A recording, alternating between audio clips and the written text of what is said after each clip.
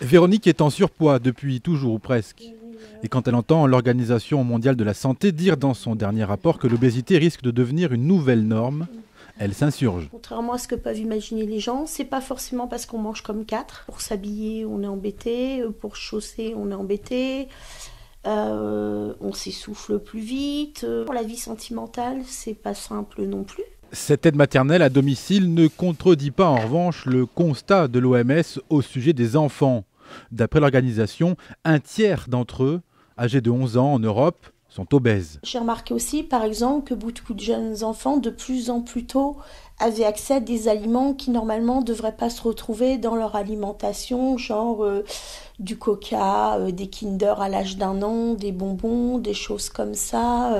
Les populations les plus touchées sont souvent celles nouvellement installées sur le territoire et confrontées à 2 modèles alimentaires. Puis il y a toutes les familles fragiles d'un point de vue économique. Il y a des enfants qui mangent comme des adultes et c'est absolument anormal. Il faut revisiter également le temps de sommeil, qui est un point fondamental. Et il faut également ressolliciter nos enfants avec des activités physiques. La France reste toutefois loin devant la Grèce, le Portugal ou l'Espagne. L'OMS salue d'ailleurs les mesures prises telles que la promotion des fruits et légumes ou la taxation des aliments pour endiguer le phénomène.